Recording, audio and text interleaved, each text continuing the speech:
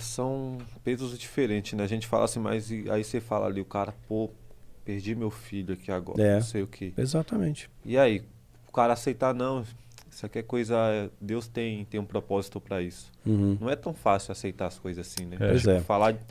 a gente falar de fora assim, não, tudo tem um caminho, tudo tem um propósito. Você fala, Sim. tem coisas que realmente como ser humano, não tem como você aceitar simplesmente, não é isso, a vida é assim. É por isso que Pois eu é. acho que se realmente. Eu acredito em Jesus e tal, mas eu acredito que a história tenha sido diferente. Por exemplo, uma mãe vendo o filho ser crucificado, aí alguém fala, é por Deus, não sei o quê. Eu acho que não ligaria Eu fico pra imaginando a Deus. agonia É, dela ela ali, ia né? ver, não ia ficar, Mas glória ela, a Deus. ao longo do crescimento dele, ela sabia que ele veio na Terra com uma missão. Ela sabia que aquele momento ia acontecer. Ele foi preparando ela, será? É, com certeza. Com certeza ela estava preparada para o que ia acontecer. Né? Eu perdi um filho, né? Acho que vocês sabem, né? Não, Per- pior que eu per- não sabia. Eu perdi um filho. Ele tinha 15 anos, 10 meses e 7 dias. Ele entrou numa depressão profunda, né? E durou muito rápido, durou 5 meses.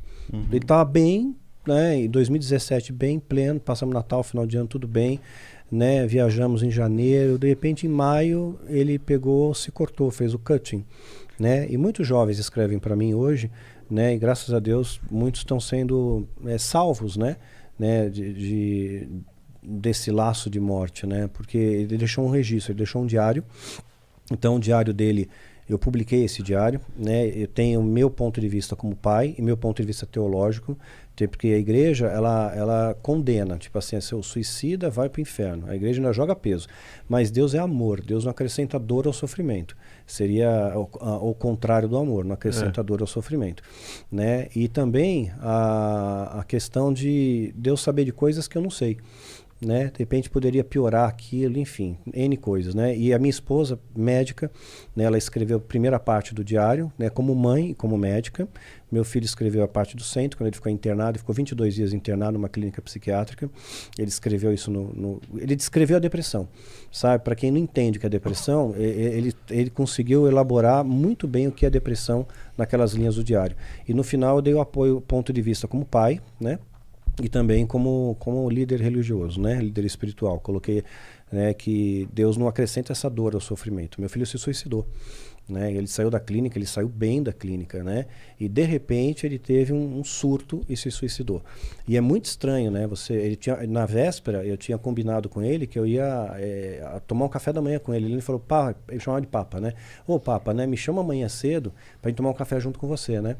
E quando eu acordei eu vi que ele não estava no quarto, né? Eu falei, bom, ele foi dar uma volta pela rua, ver que foi andar de bicicleta, eu vejo a bicicleta ali e tal, só que aí eu vejo o celular em casa. Pô, adolescente não sai sem celular nem a pau, né? Aí eu chamei um irmão meu, que é policial, que conseguiu atalhar caminhos, que ninguém te dá informação de nada, né? Mas quando você dá a carteirada à sua polícia, fica mais fácil, né? E aí consegui saber o que tinha ocorrido, né? E isso é contado no diário também, eu não escondo isso, né? E no final da tarde eu tive que reconhecer meu filho no ML. E foi assim uma experiência terrorizante, né? Tinha quantos anos? 15 anos. Isso Quase 16. Tinha faz- 15 anos, 10 meses e 7 faz dias. tempo isso? Foi em 2018. 22 de dezembro de 2018. Na época tu chegou a desconfiar que poderia ter algum envolvimento com o satanismo, algo do Não, tipo? não. Você entendeu a situação mesmo? Entendi a situação. Minha esposa tinha depressão. Então ele já herdou um patrimônio genético de depressão. Né? E poderia acontecer ou não acontecer. Teve algum fator desencadeante, teve algum gatilho que ele entrou em depressão e teve traços borderline. Estava sendo tratado tudo, né? Mas, infelizmente, muitos jovens acabam optando pela morte em vez de lutar pela vida. E hoje eu vejo que pelo Diário do Micael não é comercializado, não ganho dinheiro com isso. Entra no meu portal, www.danielmastral.com.br, e você baixa gratuitamente. Né? E eu recebo relatos de muitos jovens que, puxa, iam se matar e desistiram. Jovens que de repente, olha, eu pensei, eu estava escondendo dos meus pais o meu sentimento, tentando camuflar a dor que eu estou sentindo, a depressão que eu estou sentindo, né? E agora eu tomei coragem, contei para meus pais. Os pais começaram a prestar mais atenção nos filhos, começaram a ver, pô, esse menino está muito quieto, caiu o rendimento na escola, não sai do quarto, né? Não está mais socializando, tem alguma coisa estranha ali. Mas agora que depressão está sendo levada como doença, né? E só em Sim. algumas casas ainda.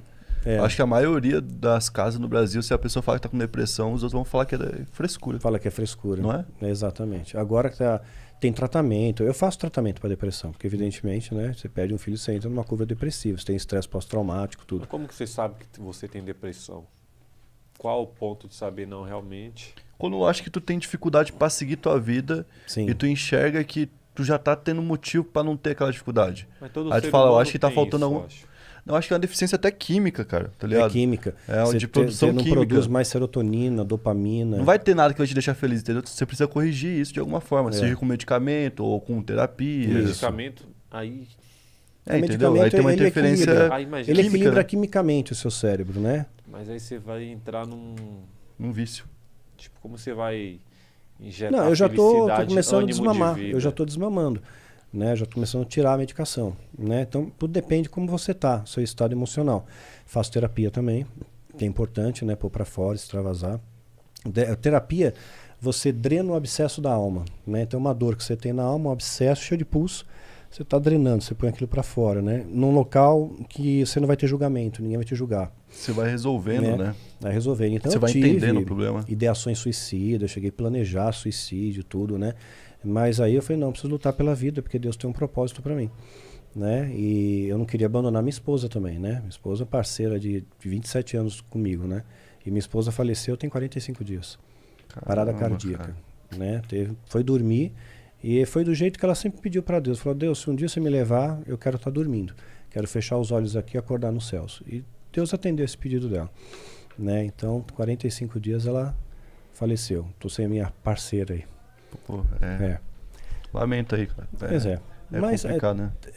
mas eu não desisti de viver. Mas você Não tem desisti de fé, viver. né? Então, Tenho.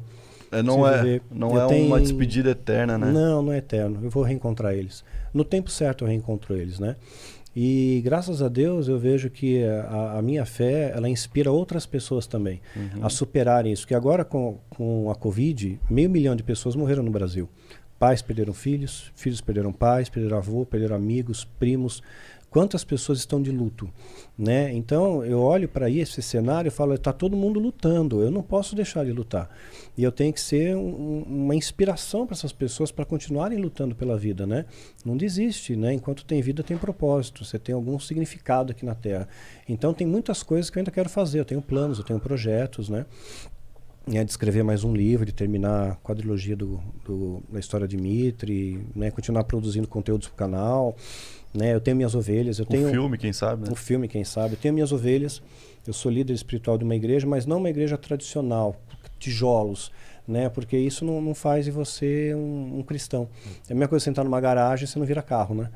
Então, né, não faz você cristão. Então, eu tenho um grupo de pessoas do mundo inteiro, é virtual, a gente tem aulas pelo Zoom, mas é grupo de estudo mesmo. A gente estuda não só a Bíblia,